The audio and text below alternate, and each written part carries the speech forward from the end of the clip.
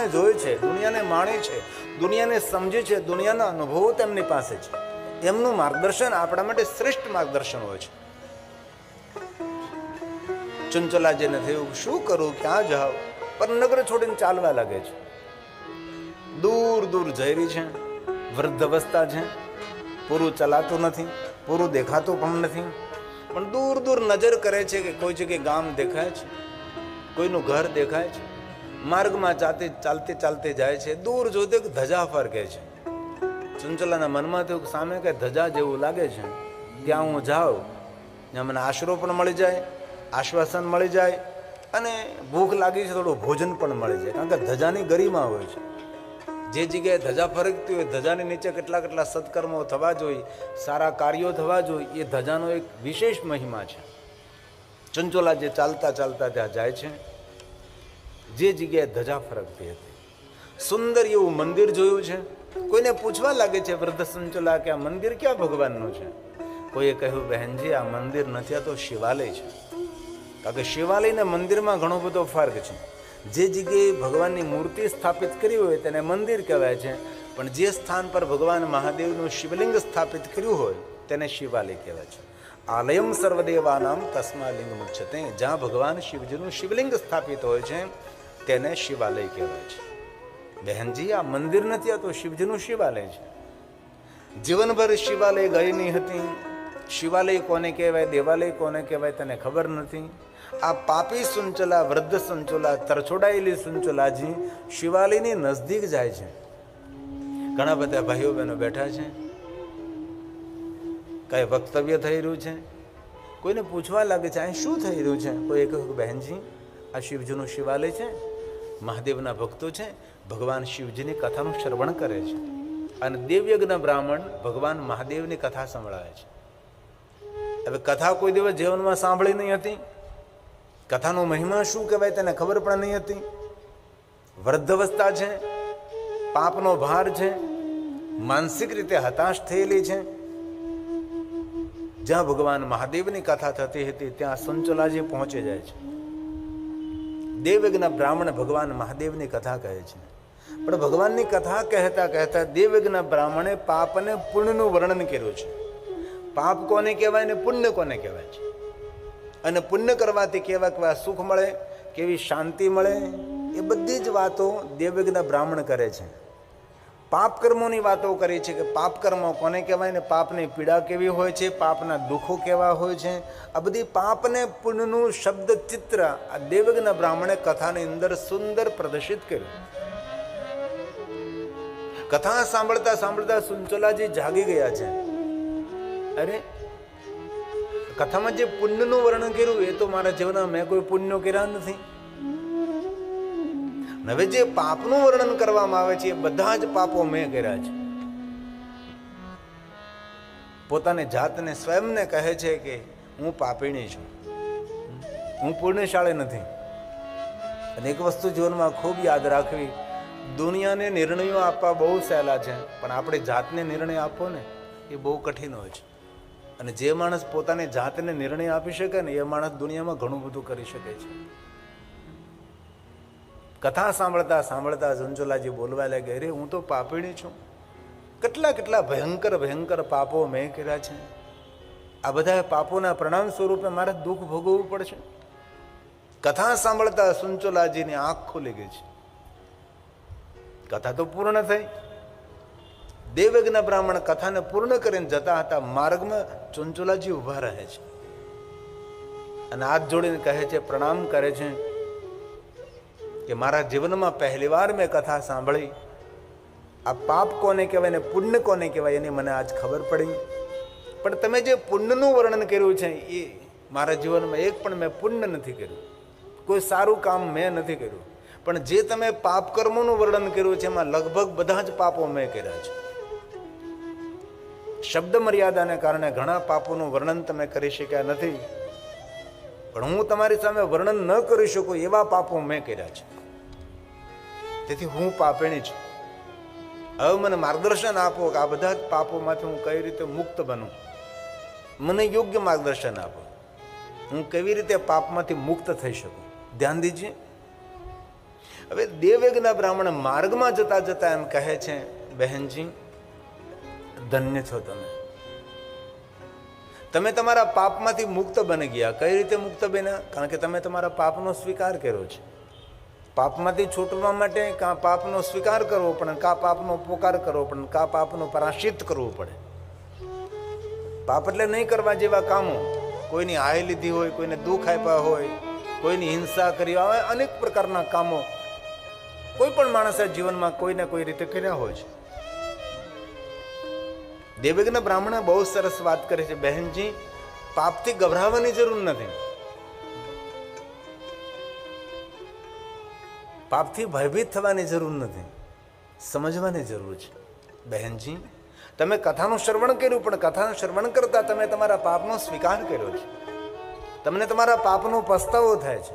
અને શિવ મહાપ્રદ ગ્રંથનો શ્લોક છે,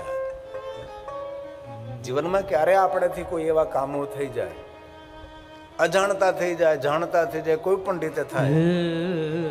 આ ભગવાન મહર્ષિ વેદવ્યાસજીનું વચન છે. કોઈ પણ માણસોથી ક્યારે કોઈને દુઃખ અપાઈ જાય, ક્યારે કોઈનું અપમાન થઈ જાય, ક્યારે કોઈને એવા શબ્દો આપણે સંભળાવી દઈએ તેનું હૃદય બહુ દુખી જાય, તેને દુઃખ થાય. આ બધા જ પાપ કર્મોથી કેવી રીતે આપણે મુક્ત બની શકીએ છીએ? કથા એ યુક્તિ છે, કોઈને કોઈ યુક્તિ દેખાડે છે.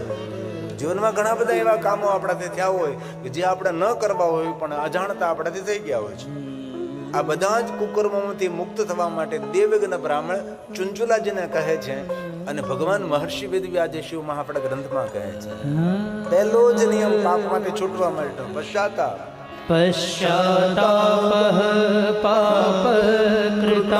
કોઈ પણ પ્રકારની આપણાથી એવી ઘટના બની હોય તો તેનો પસ્તાવો.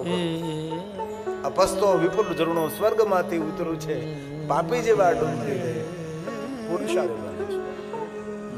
કેટલી સુંદર વાત છે. પસ્તાવો કરવો એ પાપનો પ્રાયશ્ચિત છે. અને પસ્તાવો કર્યા પછી પાછો તો દ્રઢ સંકલ્પ પણ કરવો, હું ફરીવાર આવું કુકર્મ નહીં કરું. પછી આખો દી આપણે પાપ કર્મ કરીને સાંજે બેઠા બેઠા અડધો કલાક પસ્તાવો કરી લઈ ને બીજે દિવસે નવો સ્ટોક જાહેર કરીએ, એવું નહીં. પાછું દ્રઢ સંકલ્પ કરવાનું કહ્યું છે કે આ મારાથી કાર્ય થઈ ગયું છે ભાઈ, ભગવાન હવે હું ફરીવાર આવું કામ નહીં કરું, મને ક્ષમા કરજો. ભગવાન બહુ દયાળુ છે, ભગવાન બહુ દયા સિંધુ છે, ભગવાન આપણને ક્ષમા કરી દે છે. આ દેવયજ્ઞ બ્રાહ્મણ સુંચલાજીને ભાર મુક્ત કરે છે. કથા આપણને બહુ જ હળવાશ આપે છે. તેથી ભગવાન બોલ્યા છે, પશ્ચાતાપ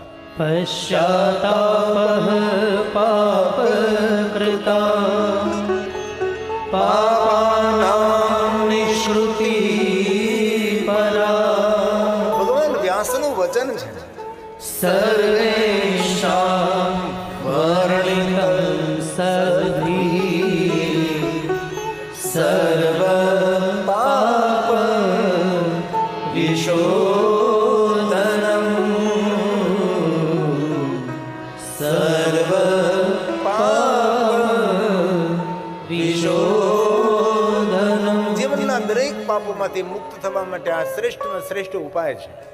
તેથી ક્યારેય કોઈને કંઈ બોલાઈ ગયું હોય, કોઈને કહેવા ગયું હોય, ક્યારેય કોઈ હિંસા થઈ ગઈ હોય, કોઈને દુઃખ લાગે તેવું આપણથી વાણી વર્તન થયું હોય, તો શિવ મહાપ્રદ ગ્રંથમાં કોઈ પસ્તાવો કરી લેવો અને ભગવાન આગળ ક્ષમા માગી લેવી તો પાપમાંથી મુક્ત બને. સુંચલાજીને પાપનો ભાર લાગતો હતો, પણ દેવયજ્ઞ બ્રાહ્મણે સરળતાપૂર્વક તેને એકદમ પાપમાંથી મુક્ત કરી છે અને કહ્યું છે, બહેનજી જીવનમાં જે થયું તે થયું, હવે તમે કોઈ બદલાવ તમે નહીં કરી શકો, પણ આજથી તમારું જીવન તમે પરિવર્તન કરી શકો છો. પાપી સુંચલા, વૃદ્ધ સુંચલા દેવયજ્ઞ બ્રાહ્મણને હાથ જોડીને કહે છે, બાકી રહેલું શેષ જીવન એમાં મારે શું કરવું છે? હવે તો મારી પાસે બહુ થોડો સમય છે, અને જેના 60, 70 કે 80 વર્ષ થયા હોય તેને બસ સમય કેટલો જીવન જીવવાનો, બહુ અલ્પ સમય છે. સુંચલાજી કહ્યું, બાકી રહેલું થોડું શેષ જીવન છે, એ શેષ જીવનમાં વિશેષ શું હું કરી શકું? આપને માર્ગદર્શન કરો. આ દેવયજ્ઞ બ્રાહ્મણ માર્ગમાં જતા જતા સુંચલાજીને સુંદર માર્ગદર્શન આપે છે. અને સાધુ કહેવાય, બ્રાહ્મણ કહેવાય, કોઈને યોગ્ય માર્ગદર્શન આપે, તેનું જીવન કેવી રીતે સુખી થાય, તેનો જન્મ કેવી રીતે સફળ થાય, અને શાસ્ત્ર સંમત માર્ગદર્શન આપે, સૂત્રાત્મક શ્લોકાત્મક માર્ગદર્શન આપે.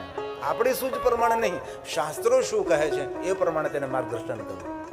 દેવજ્ઞ બ્રાહ્મણે કહ્યું, બહેનજી વધારે તો તમને હું શું કહી શકું, આપની હવે વૃદ્ધ અવસ્થા છે, તમે કોઈ કઠિન તપ નહીં કરી શકો, તમે કોઈ કઠિન સાધના ઉપાસના પણ નહીં કરી શકો. તેથી હું તમને એકદમ સુંદર માર્ગદર્શન કહું છું, ધ્યાનપૂર્વક સાંભળો. ચંચલાજી, પાપની વાત છોડો. જે કઈ જીવનમાં તમે કર્યું છે આજથી ભૂલી જાઓ. તમે પાપનો પસ્તાવો કર્યા, તમારી આંખમાંથી આંસુ પડ્યા, પાપ તમારા ધોવાઈ ગયા છે. પણ હવે તમારું જીવન કેવી રીતે સુખમય બને અને તમારું જીવન કેવી રીતે સુધરી શકે તેના માટે તમે માર્ગદર્શન સાંભળો. ચંચલાજીને કહે છે દેવજ્ઞ બ્રાહ્મણ કે પહેલા તો પ્રાતકાલ ઉઠો, થોડાક વહેલા ઉઠી જાઓ, સ્નાન કરી પવિત્ર બની ભાલમાં ભસ્મનું ત્રિપુંડ કરજો અને અંગ પર રુદ્રાક્ષને ધારણ કરજો અને ઓમ નમઃ શિવાય મંત્રના જાપ કરજો. જ્યાં જ્યાં શિવાલય છે ત્યાં ત્યાં ભગવાન શિવનું દર્શન કરવા માટે જજો. શાંત રહેજો અને વધારે વધારે ભગવાન શિવનું ભજન કરજો. તમારું સર્વ રીતે કલ્યાણ થશે. આવું નાનકડું માર્ગદર્શન આપી દેવજ્ઞ બ્રાહ્મણજી જતા રહે છે. પણ ચંચલાજી એક કથા સાંભળીને પોતાના જીવનને પરિવર્તન કર્યું છે. અને જીવનમાં પરિવર્તન એ જ નવું આવર્તન હોય છે, અને તો તેનું વર્તન સુધરે. બાકી જે માણસ પોતાના જીવનને બદલે નહીં, પોતાના સ્વભાવને ન બદલે, પોતાના વાણી વર્તન ખાણીપીણીને રહેણી કહેણીને ન બદલે, એ માણસને સુખની આશા રાખવાનો કોઈ અધિકાર નથી હોતો. ચંચલાજી એક કથા સાંભળી જીવનનું પરિવર્તન કર્યું છે. ભગવાન મહાદેવની પરમ ભક્ત બને છે. અને આ શિવ મહાપણ કથા છે, તો આમાં મહાદેવની વાતો જ આવશે. એટલે શિવજીની જો વાતો તમને સંભળાવીશ. તેથી એવું તમારે નહીં સમજવું કે અન્ય ભગવાન માટે ન બોલતો, કારણ કે મને શિવ કથા કરવા માટે કહેતું, તો મહાદેવની જ કથા હું કહીશ. ભગવાન મહાદેવની પરમ ભક્ત બને છે. શંકર ભગવાનની નિરંતર પૂજા અર્ચન દર્શનમાં પોતાના જીવનનો મહત્વનો સમય આપે છે. શિવ મહાપણ સાંભળતા ભગવાન મહાદેવમાં ભક્તિ જાગે છે. ઇમામ શિવ મહાપણસ કથા વૈરાગ્યવત કથા, વૈરાગ્યવત કથા દ્રષ્ટવા કાલે પ્રબુદ્ધામી. તેની દ્રષ્ટિ બદલી, તેનું જીવન બદલ્યું છે. કથા સાંભળવાથી તેની વિચારધારા બદલી છે. શિવાનુગ્રહ તો વરમ, ભગવાન મહાદેવનો કોઈ અનુગ્રહ થયો છે તેના પર. ઘણી વાર દેવ અનુગ્રહ હોય, ઘણો કોઈ વાર આપણા પુણ્યનો કોઈ અનુગ્રહ હોય. જીવનમાં ક્યારે પણ કઈ ઘટના આપણા માટે આપણા જીવનને બદલી શકે છે તેનું કાંઈ નક્કી ન હોય. જીવનની ઘટના, અમુક ઘટના જીવનને મોટો વળાંક આપી દે છે. તેથી સૂત પુરાણજીએ પ્રયાગ તીર્થમાં કહ્યું છે કે ચંચલાને શિવની કૃપાથી, શિવાનુગ્રહ હતો, ભગવાન શિવની કોઈ કૃપાથી કથા સાંભળવા મળે છે.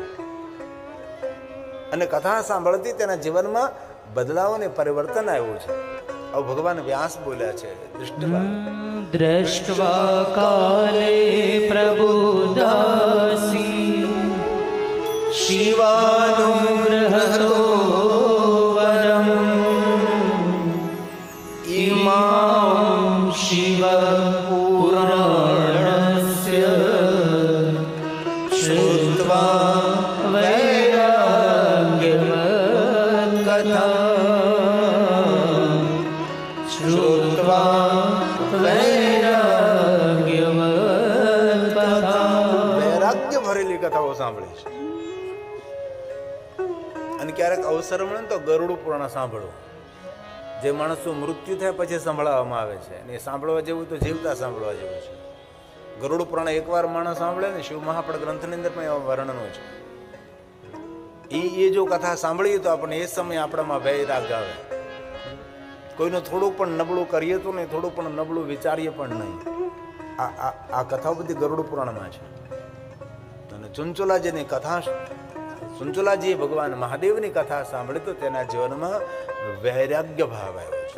હવે આવું આપણે દુઃખદ કામ ન કરવું જોઈએ, પાપિષ્ટ કર્મો ન કરવા જોઈએ. અને ભગવાન મહાદેવની પરમ ભક્ત બને છે. જ્યાં જ્યાં ભગવાન શિવજીના શિવાલયો છે ત્યાં જાય છે અને મહાદેવના ભક્તોની સાથે રહે છે. સારા માણસોની સાથે રહે, સજ્જનોની સાથે રહે છે અને ભગવાન શિવનું સ્મરણ કરવા લાગે છે. દિન રાત ભગવાન મહાદેવને યાદ કરે છે. પોતાના પાપ કર્મો ઉપર પસ્તાવો કરે છે. મારાથી કેટલા કેટલા અજાણતા પાપ કર્મો થયા છે, મારા જીવનમાં નહીં કરવાનું મેં કેટલું કર્યું છે. આ બધો જ પસ્તાવો કરી રહ્યા છે. આ જીવનમાં એક પણ પાપ કર્મ ન થાય તેની ખૂબ કાળજી રાખવી જોઈએ. ઘણા સમય પહેલાં અમરેલીમાં કથા હતી. શીતલ આઈસ્ક્રીમના જે માલિકો છે તેને કથા કરી હતી, ભૂપતભાઈ. તેને એના પિતાનું નામ દલુભાઈ. છોકરાઓ બહુ સંસ્કારી. દલુભાઈને મેં પૂછ્યું કે દલુભાઈ આટલા છોકરાઓ સંસ્કારી, આ કારણ કયું? તો દલુભાઈ બહુ સરસ વાત કરી હતી કે બાપુ હું તો ખેડૂ માણા, પણ એટલું જરૂર હું તમને કહું છું, હું ખેતી કરતો હતો. આવું તો કોઈ દિવસ સપનામાં વિચાર્યું પણ નહીં હતું. પણ જ્યારે હું ખેતી કરતો હતો ત્યારે કોઈ દિવસ મારા ખેતરનો શેઢો મેં સળગાવ્યો નથી. કારણ કે ખેતરનો શેઢો સળગાવ્યો તો કેટલા જીવડાઓ તડ તડ તડ તડ તડ તડ તડ તડ મરી જાય, એ પાપ લાગે. કોઈ દિવસ મેં ઘાસનો ઢગલો સળગાવ્યો નથી, કારણ કે તેમાં કેટલા જીવજંતુ મરે છે. અને પાયામાં કોઈને કોઈ પુણ્ય હોય છે ત્યારે જ બધી ઘટના બનતી હોય છે. એક પેઢીથી કોઈ દિવસ કાંઈ થતું નથી. ભગીરથે બહુ જ પેઢીઓમાં તપ કર્યું ત્યારે